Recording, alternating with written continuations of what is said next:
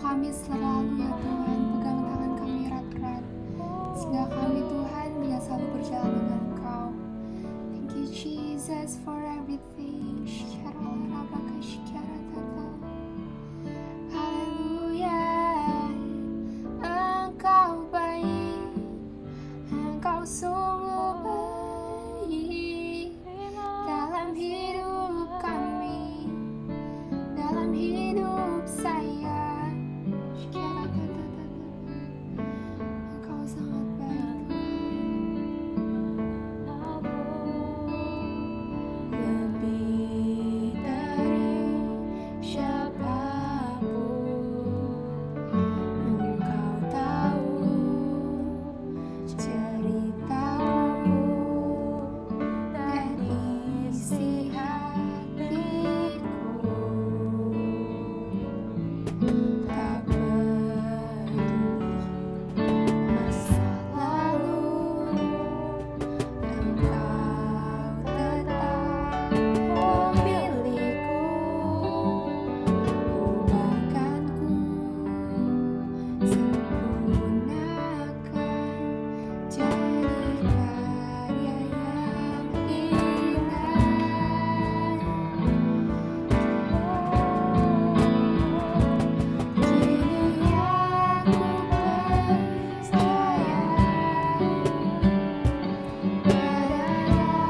dasar ku berharap. Kini aku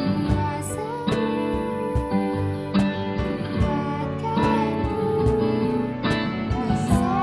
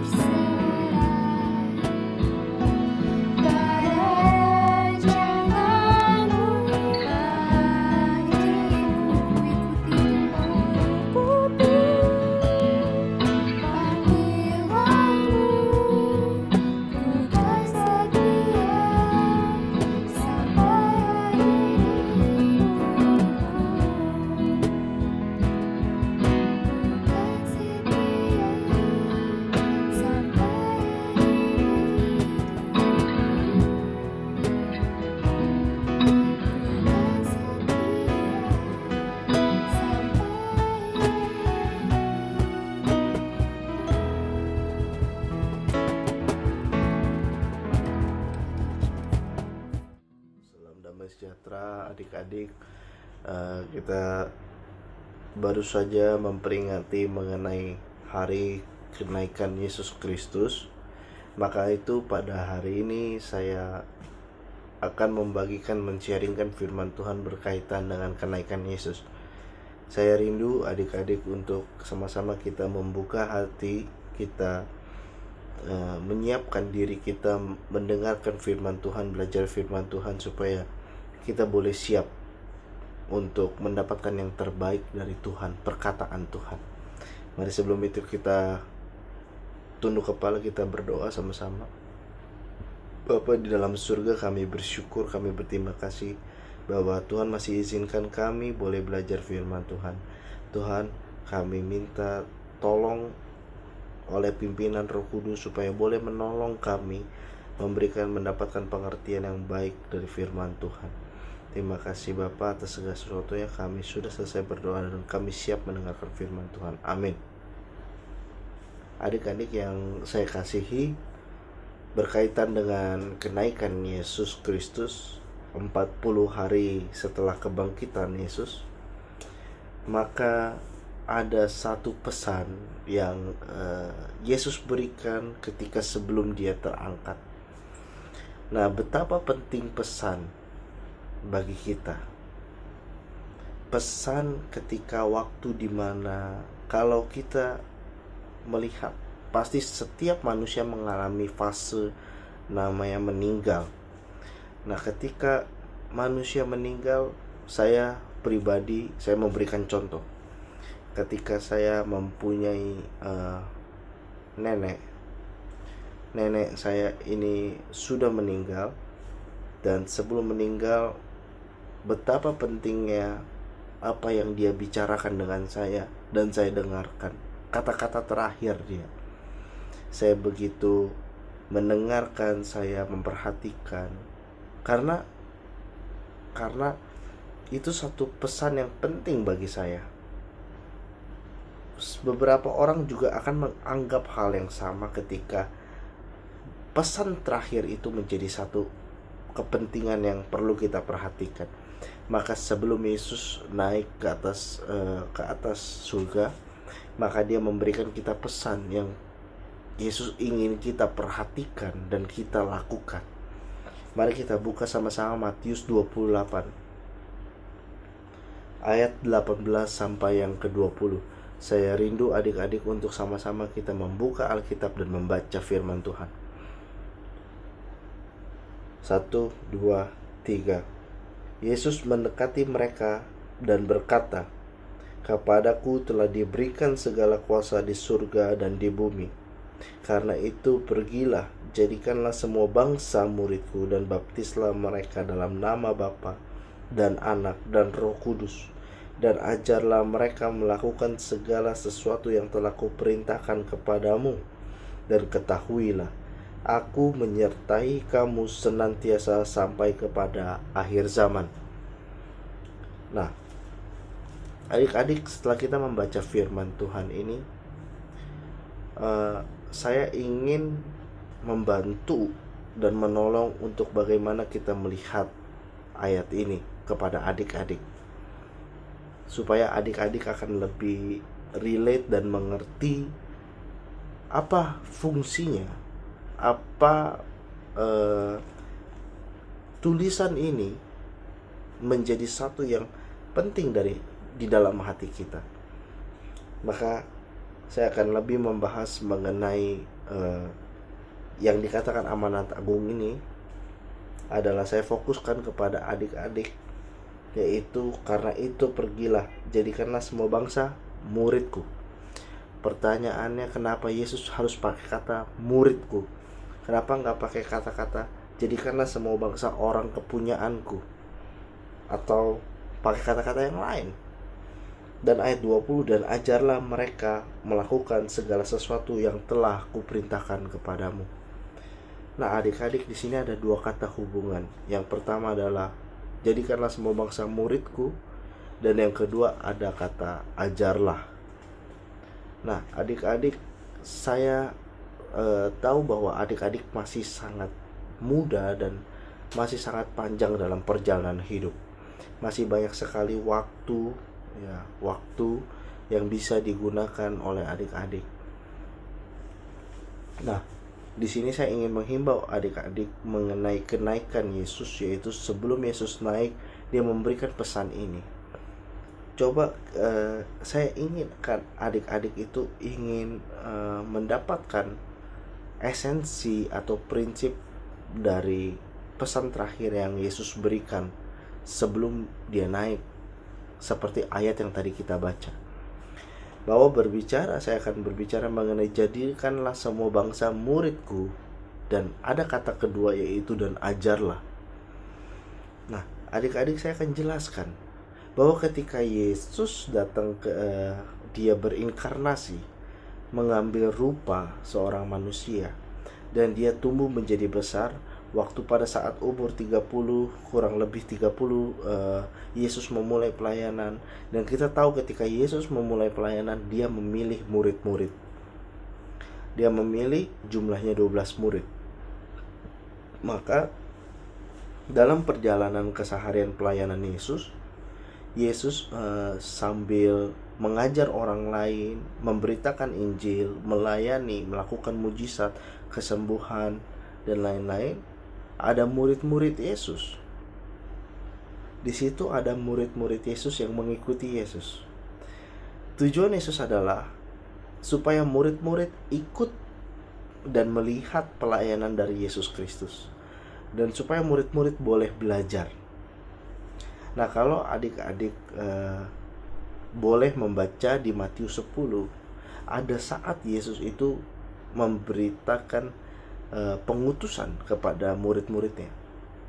Karena Yesus bilang, oke, maksudnya kamu sudah belajar nih, ayo sekarang praktek gitulah ya. Nah, ketika murid-murid mendapatkan pesan terakhir ini untuk menjadikan semua bangsa murid dan mengajarkan apa yang Yesus perintahkan itu, murid-murid sudah terlebih dahulu melalui namanya proses pemuritan belajar. Sama seperti di sekolah. Ketika kita mau menimba ilmu, kita belajar matematik dan yang lainnya, kita perlu terlebih dahulu untuk melalui proses sekolah, proses pendidikan, untuk kita supaya banyak belajar ilmu pengetahuan tentang tubuh, ya, tentang biologi dan sebagainya, IPA dan IPS, tentang sosiologi, akuntansi dan sebagainya. Nah, itu kan harus proses belajar sampai kita menemukan satu spesialis kita gitu ya.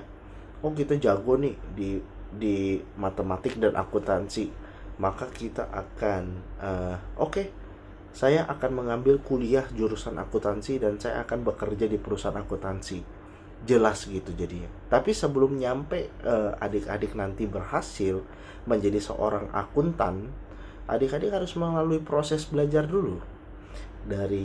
Tidak terlepas dari TK, mulai melihat warna, melihat angka, tidak terlepas juga dari SD, tambah kurang kali bagi, dan bertahap belajar.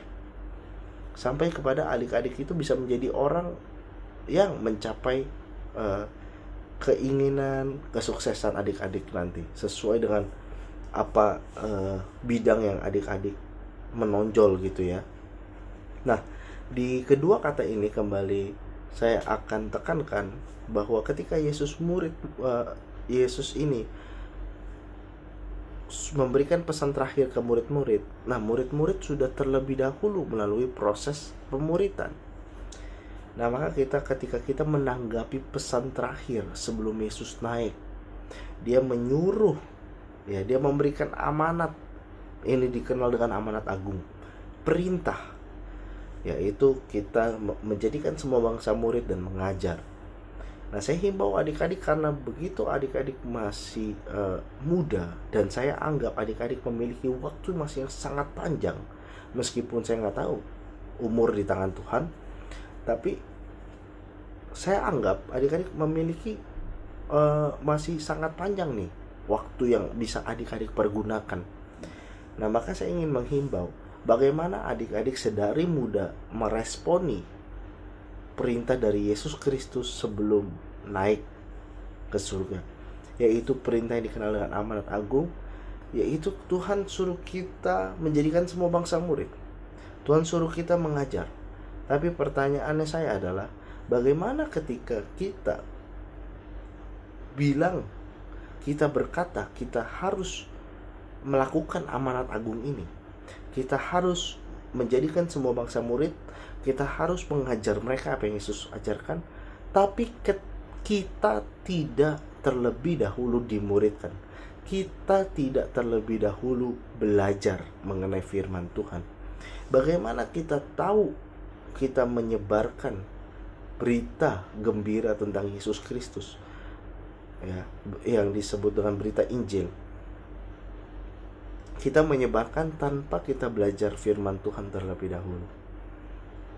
Nah, respon begitu penting dalam hidup kita.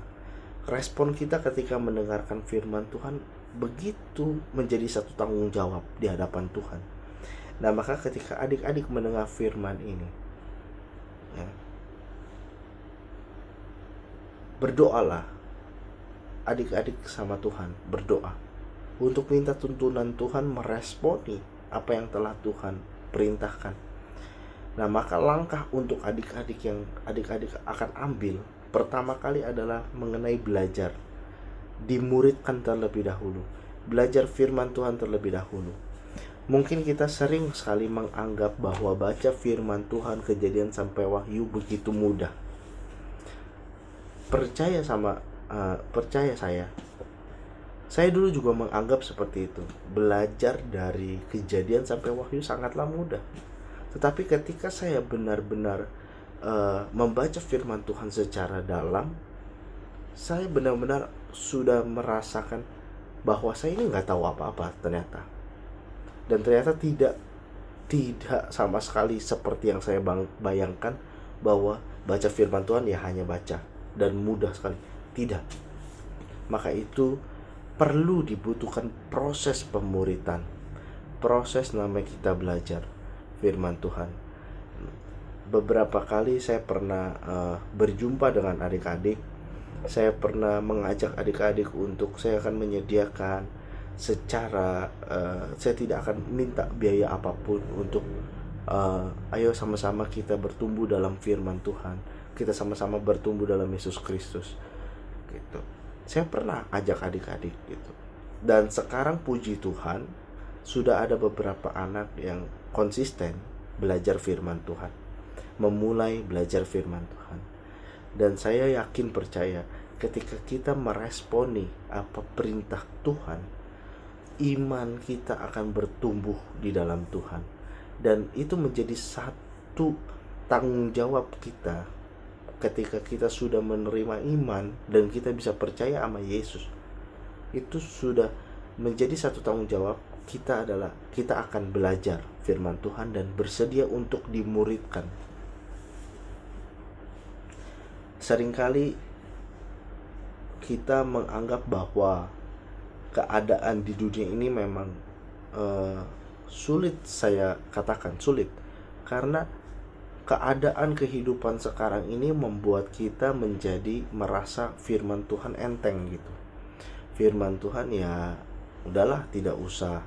Saya cukup pergi ke gereja satu kali. Saya cukup pergi ke gereja dan berada dalam komsel yang kita kenal, komsel di gereja kita adalah cool. Saya cukup mendengarkan khotbah. Tetapi saya mau kasih tahu adik-adik, itu semua tidak cukup. Harus kita meresponi juga dari pribadi kita sendiri. Dari pribadi kita sendiri kita meresponi perintah Tuhan. Kita meresponi bahwa kita ketika menjadi orang percaya untuk melakukan amanat agung, kita bersedia dimuridkan seperti 12 murid Yesus dimuridkan. Kita bersedia sampai pada waktu yang tepat, waktu Tuhan yang tepat, kita akan diutus, kita akan memberitakan Injil, kita melayani demi kemuliaan Tuhan. Banyak mungkin ini masih mungkin, tetapi saya melihat beberapa anak-anak muda yang sudah mulai longgar, sudah mulai loyo. Saya bertanya, kenapa kamu bisa percaya Yesus Kristus? Apa alasan kamu bisa menerima Yesus Kristus sebagai juru selamat kamu? Nah, banyak sekali anak muda yang menjawab tidak tahu, ya karena memang kita butuh dia sebagai juru selamat. Tetapi yang saya pertanyakan adalah, misal gini, anak muda menjawab, ya saya menerima Yesus Kristus karena saya butuh juru selamat. Pertanyaan saya, kenapa kamu itu harus butuh juru selamat gitu? Kenapa? Nah, hal-hal yang seperti itu akan bisa didapatkan di dalam pemuritan belajar firman Tuhan. Nanti kita akan tahu kenapa kita butuh juru selamat. Kenapa kita itu mencintai Yesus dan apa yang harus kita lakukan, gitu ya, adik-adik. Jadi saya sedikit mendorong adik-adik untuk kita sama-sama meresponi pesan terakhir dari Yesus ketika ini keadaan di mana Yesus sebelum naik ke atas surga. Pesan amanat agung ini supaya adik-adik saya dorong, benar gak sih saya percaya Yesus Kristus, gitu ya? Benar gak sih saya mencintai Allah? Benar gak sih saya cinta Yesus Kristus? Kembali tanggung jawabnya ada di kita. Mau gak kita meresponi pesan ini? Mau gak kita meresponi dan kita ambil satu tanggung jawab? Kita ambil satu respon, yaitu bersedia. Saya bersedia dimuridkan, saya bersedia belajar firman Tuhan sampai pada waktu Tuhan yang tepat. Saya akan melayani, saya akan memberitakan kasih Kristus demi kemuliaan nama Tuhan. Itu cinta yang tulus, gitu ya. Jadi kalau kita berharap kita jadi orang Kristen tanpa proses pemuritan, tanpa proses belajar firman Tuhan, ya akan menjadi seala kadarnya, akan menjadi kurang mantap, gitu ya. Contoh misalkan begini, di pasaran zaman sekarang terkenal sekali perhiasan kalau mahal itu pasti dari emas, betul ya, yang ada yang tengah-tengah dari silver. Nah pertanyaan saya, proses pembuatan emas sampai begitu menjadi barang yang baik dengan proses pembuatan silver itu sama nggak? Ternyata waktu saya teliti itu berbeda, jauh sekali berbeda. Emas itu dimurnikan dengan api yang begitu panas suhunya, sedangkan silver tidak sepanas api.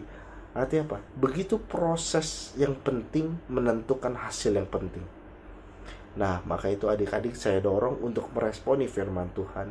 Kalau kita mau ambil tindakan, kita dimuridkan belajar firman Tuhan dengan benar, pasti hasilnya akan jauh lebih baik daripada kita tidak belajar firman Tuhan.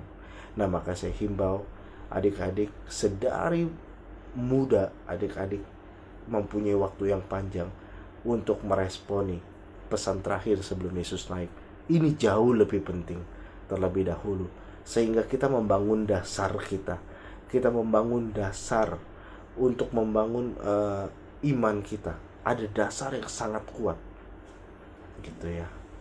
Jadi sampai di sini saya rindu adik-adik dipakai Tuhan luar biasa.